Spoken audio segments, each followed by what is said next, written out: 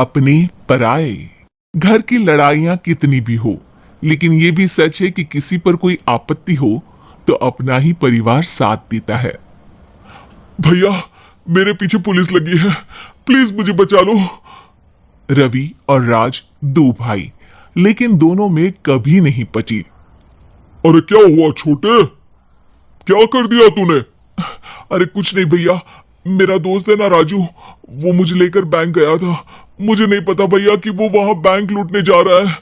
मैं उसके साथ बैंक में घुसते ही सीसीटीवी कैमरे में दिख गया हूं। अब पुलिस मुझे ढूंढ रही है भैया, मुझे बचा लो। राज कुछ सोचता है, फिर कहता है, ओके, तुम यहीं रुको, मेरा एक दोस्त पुलिस में है, मैं बात करता हूं। तभी वहां रवि की बीवी राज की बीवी के साथ आ जाती है। तुम लोगों के घर जब तक पुलिस का आना जाना है, बच्चों को यहीं छोड़ दो, उन पर असर ठीक नहीं पड़ेगा। तभी वहां पुलिस आ जाती है। चलो चलो, कौन है रवि, थाने चलो। मैंने कुछ नहीं किया, मुझे कुछ नहीं पता। अरे वो तो पुलिस स्टेशन चलकर ही पता चलेगा कि कुछ पता है कि नहीं, चलो। कहानी का फ्लैशबैक। भैया, मुझे मेरे मकान में हक चाहिए ही चाहिए। अरे लेकिन छोटे, अभी मेरे बच्चों पर काफी खर्चा है, तेरी भाभी की भी तबीयत ठीक नहीं रहती, बजट बिल्कुल नहीं है कि मैं अलग होकर रहूं। देख लो भैया, 1 महीना है तुम्हारे पास, जल्दी से घर खाली कर दो। अरे कैसी बात कर रहे हैं भैया, मेरे शरीर में अभी इतनी हिम्मत भी नहीं कि घर को खाली करे। तो क्यों अपना पोषण बेचा भाभी? अरे तुम तो जानती हो, पिताजी की बीमारी के कारण उन्हें हमारी जरूरत थी, कैसे आते पैसे। ससुर जी तो बूढ़े थे भाभी, उनकी बीमारी में भी पैसे लगाना कौन सा अकल का काम था। तो क्या पिताजी को मैं मरने के लिए छोड़ देता? अरे रवि, तू तो समझ, पापा को हमारी जरूरत थी, उन्होंने हमारे लिए हर वो काम किया जिससे हमें खुशी मिले। बैक टू रवि, जो जेल में बैठा है।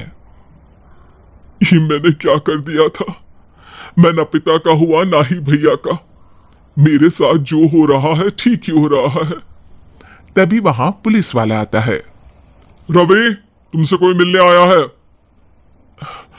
भाभी, आप यहां क्यों आई? पुलिस स्टेशन है ये भाभी। भैया, आपकी जगह मेरा भाई होता तो क्या मैं नहीं आती?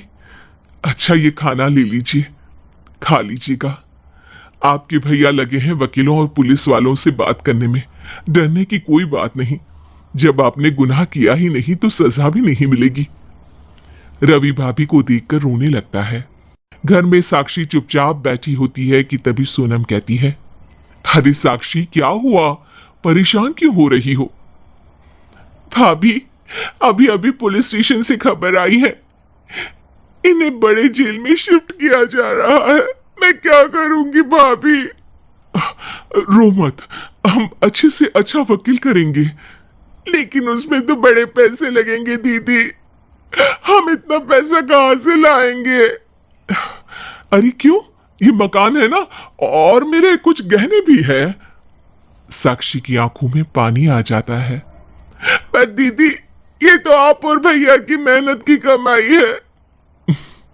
पापा के बाद भी तो हम लोगों का सब खत्म हो गया था, पापा को तो बचा नहीं पाए, लेकिन भैया को जरूर बचा लेंगे, और भगवान चाहेंगे ना तो दोनों भाई मिलकर इससे भी बड़ा मकान खड़ा कर लेंगे। साक्षी।